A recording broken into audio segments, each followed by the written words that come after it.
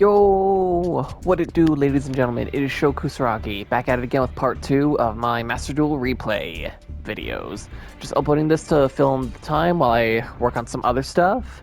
So without further ado, we're just going to go ahead and fire up the next match.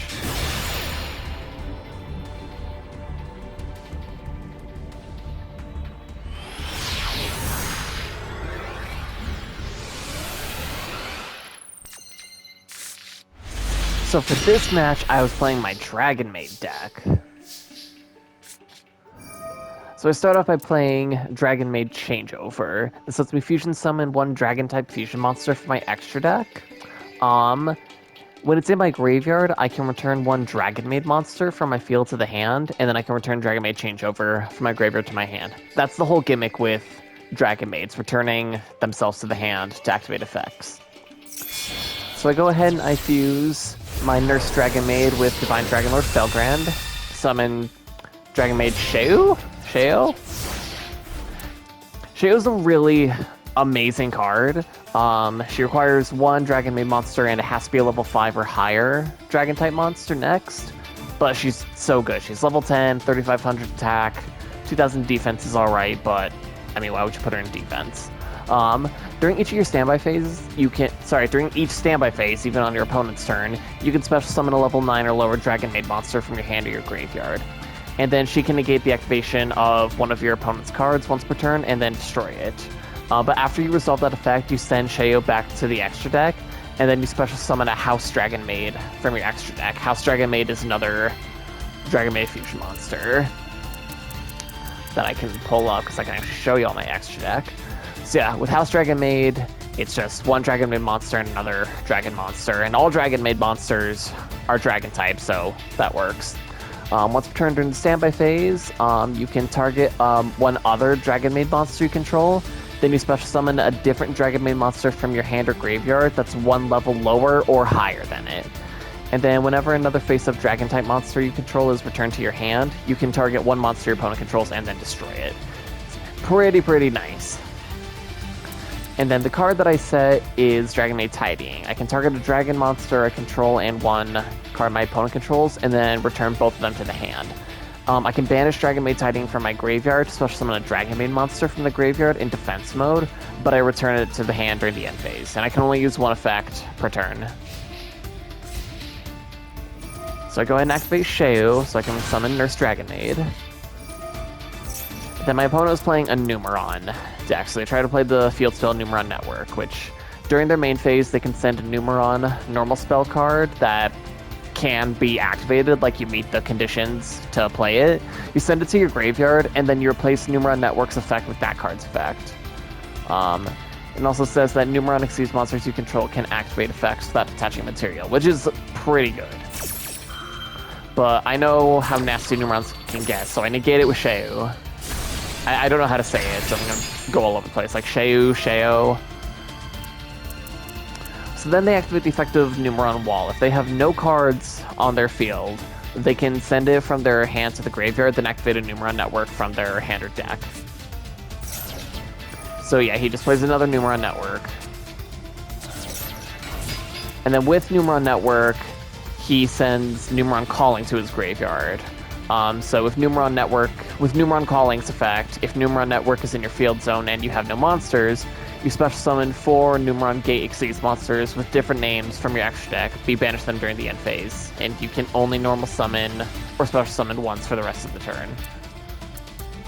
So he's going to bring out all 4 of the Numeron Gate monsters, and normally this is OTK, because with all the Numeron Gates, they can't be destroyed by battle, and at the start of the damage step, if they battle the monster, they detach a material, and then they double the attack points of all Numeron monsters on the field. And then with Numeron Network and Numeron Calling's effect, with Numeron Network's effect, they can activate that effect without detaching. So they're all really weak, and they can't be destroyed by battle, so you attack your opponent's monsters, and then you just pump them up enough to, you can destroy them, and then you just finish your opponent off. Because they start at 1,000, then they double it, they go to 2. Then they double that again with the next card, so they go from 2 to 4. Then they go from 4 to 8, and then they can go from 8 to 16. So what I do there is use my Dragon Maid Tiding to return Nurse Dragon Maid to my hand and bounce their Numeron Network. Now that Numeron Network is gone, they can't really do anything, and then I can use House Dragon Maid's effect to blow up one of their cards.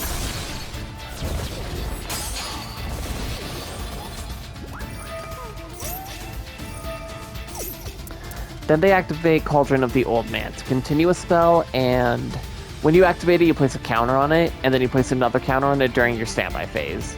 Then you can activate one of the effects. You can either gain 500 life points for every counter on it, or inflict 300 damage to your opponent for every counter on it. And then he sets card, then he has to banish all of his Numeron Gate cards because of Numeron Calling.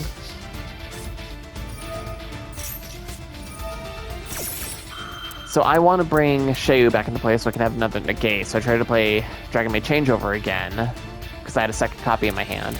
But then he activates the trap card Gravity Bind, and with Gravity Bind, level 4 or higher monsters cannot attack. And I don't have a way of dealing with that because I didn't have Sheu. So go ahead and just refuse into Sheu, so I have a high attack point monster and a negate in play. Then there's no point in me negating his Cauldron of the Old Man, so I choose to let him do it. But then during the standby phase, I chain the effect where I can summon a Dragon Maid monster, so I bring Nurse back. Okay, he sets another card. We go like back and forth for a little bit here because we're at a point where like we can't really do anything. Then I just drew my level 8 Dragon Maid Lorpar, which is important because I have Trade-In in my hand. Now I can discard it to draw 2 cards, which is exactly what I do. So then I summon my Kitchen Dragon Maid. When she's normal or special summoned, I can add a Dragon Maid monster from my deck to my hand, but then I have to discard a Dragon Maid monster from my hand. Well, I guess send it to the graveyard. It's not discarding, because the wording is important because of archetypes like Dark World. So I add Dragon Maid Tinkek to my hand, but then I have to send it to the graveyard. Then I attack with both of them, even though they have low attack, but because they're all I can attack with because of Gravity Bind. I return one of my Dragon Maid changeovers to my hand with Nurse Dragon Maid. Well, I use this effect to return Nurse to my hand.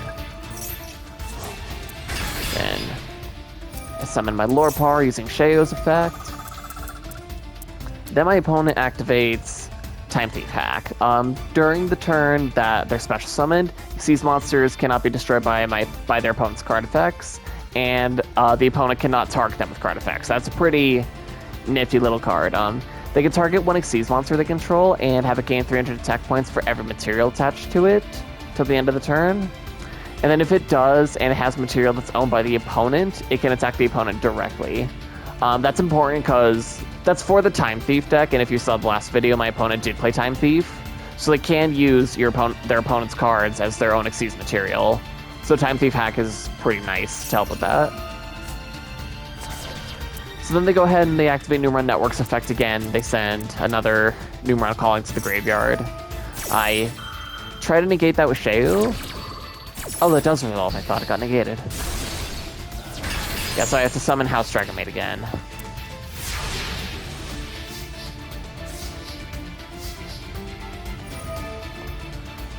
I use the effect of my Dragon Maid Tiding to banish her from the graveyard to special summon another Dragon Maid monster from my graveyard. What I do is I summon my level 18 Keck, and then I overlay them into my rank 8 number 97 Draglubion. It's important that I have Xyz monsters in this deck. It was convenient that my opponent played Gravity Bind so I could showcase this, because Xyz monsters don't have levels. So effects like Gravity Bind that require monsters to have levels don't apply to them. And then with Draglubion, he sets up OTKs. Because what I'm going to do is I'm going to detach one material, and then I summon one number Xyz monster from my extra deck, and then I attach one different number monster to it as material. So I summon my number 100 Numeron Dragon, and with Numeron Dragon you can detach a material from it, and it gains 1,000 attack points per rank of all the Xyz monsters that you control. But if you activate that effect, that's the only monster that can attack. So he's rank 1, and then Draglubion is rank 8. So that's 9,000 attack for him that he can't deal with. And the duel is over. So with my next opponent, I'm going back to my Salamangreat deck. They just set a monster defense and pass turn 1. So what I have to do is play a little differently because I didn't get my most optimal hand. So I start by normal summoning Salamangreat Falco, but then I just link it away for Balinx. I have Gazelle in my hand, so I use Balinx's effect to add a Sanctuary to my hand, but then I'm going to chain Gazelle's effect because I sent Falco to the graveyard to summon Balinx, so I could special summon Gazelle from my hand.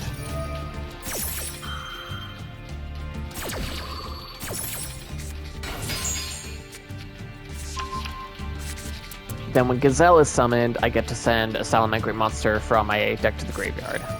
Well, any Salamangreat card, actually. But my opponent plays Ash Blossom, which negates that effect. Or so they think, because I have Called by the Grave. With Called by the Grave, I banish a monster in my opponent's graveyard, and then I negate the effects of monsters that have the same name as that card.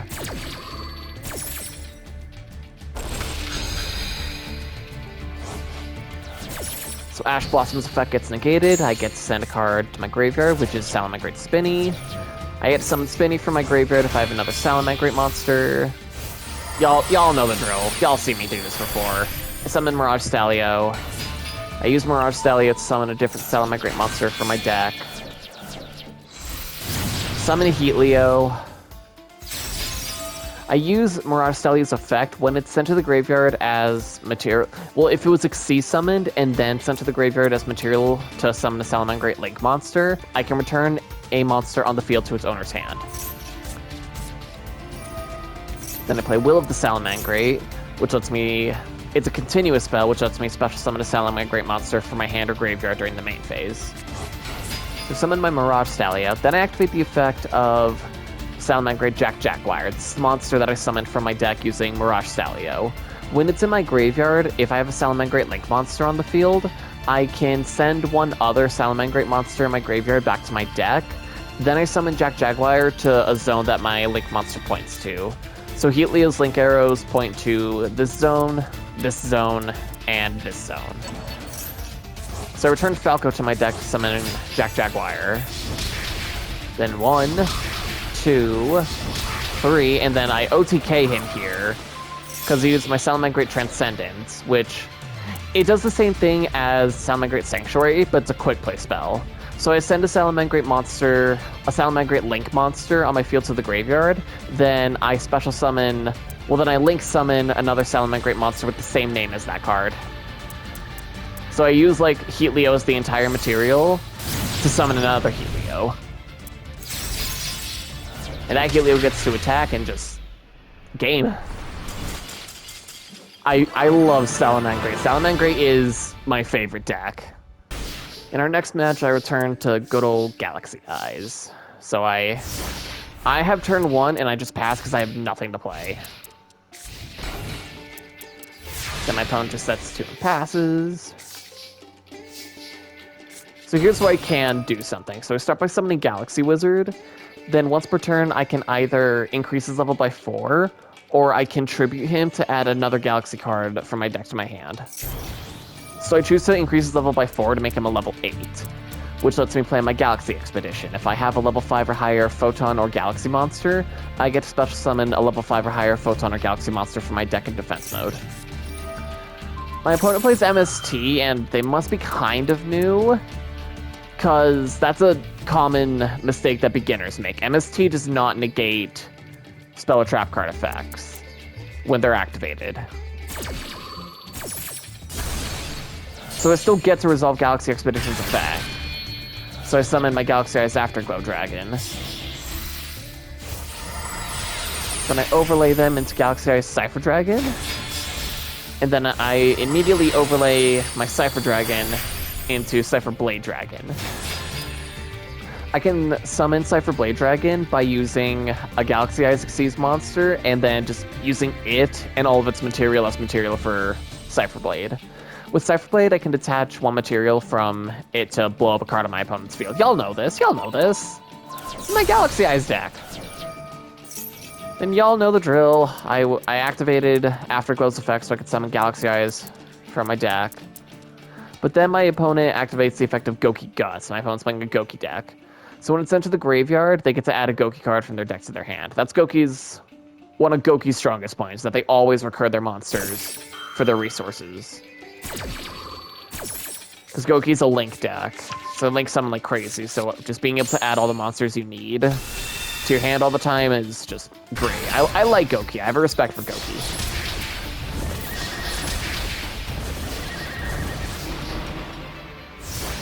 Alright, so now here's where things get, like, really funny. This is a funny turn. So I'm going to go through this slowly because, I have a respect for Goki, so I actually want to take the time and appreciate this. They summon Goki Suprex. When Goki Suprex is normal summon, they can special summon a Goki monster from their hand, and then... yeah, when he's sent from the field to the graveyard, he can add another Goki card from his deck to his hand. So then he summons Goki Twist Cobra. Then once per turn, he can tribute a Goki monster, and then increase another Goki monster's attack points by the tributed monster's attack points. So then, what does he do here? What is that? Okay, yeah, so... then he uses the effect of Goki Headbat. If he's in his hand, he can send another Goki monster from his hand to the graveyard, and then target another Goki monster in his field. He gets to summon Headbat from his hand, and then he'll increase the attack points of the monster he targeted by 800. So then he immediately uses both of them as Link material, both Headbat and Suprex, summoning Goki Jet Ogre. Then once per turn, Jet Ogre lets him target a Goki card he controls and destroy it, and then he changes all monsters on the field to offensive attack mode. If Jet Ogre is sent to the graveyard, he increases the attack points of all Goki monsters by 500 till the end of the turn, while all Goki monsters currently on the field.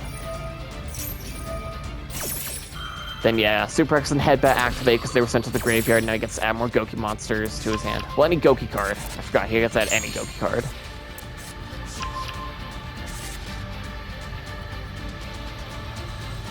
So what did he grab? Because I missed it. So he adds Goki Rematch to his hand using Suprex, which lets him special summon 2 Goki monsters from his graveyard. It's a great card. And then he adds Goki Finishing Move. He can target a Goki Link monster he controls. It gains attack points equal to its Link rating times 1,000, equal up until the end of the turn. And then it gets to inflict piercing damage to defense mode monsters. For the rest of the turn, he can only attack with Goki monsters. So to prevent further shenanigans, at least to kind of try to help, I play my attack down Spiral Galaxy. It lets me target a Dragon-type Galaxy monster I control. Till the end of the turn, it can't be destroyed by battle, and it's unaffected by other card effects except for its own. So do that to save my Cyphered Blade Dragon, because I want him around more than Galaxy Eyes. So what he does there is that he played Goki Rematch. He resummoned Goki Guts and Goki Moonsault from his graveyard. Then he's using the 2 of them and his Link 2 Jet Ogre's material to summon a Link 4 Goki monster, which it will be his Goki the Giant Ogre. And Goki shit. Jet Ogre increases their attack points. He gets to add another Goki monster to his hand. Then, with Goki the Giant Ogre, let's see. Well, it can't be destroyed by battle and it's unaffected by the activated effects of monsters that have less attack points than it. When the opponent activates a card or effect that targets him, he can make the Giant Ogre lose 500 attack points and then negate the activation. Then once per turn, if the Giant Ogre's attack points are different than its original attack points, he can gain an additional 1,000 attack points.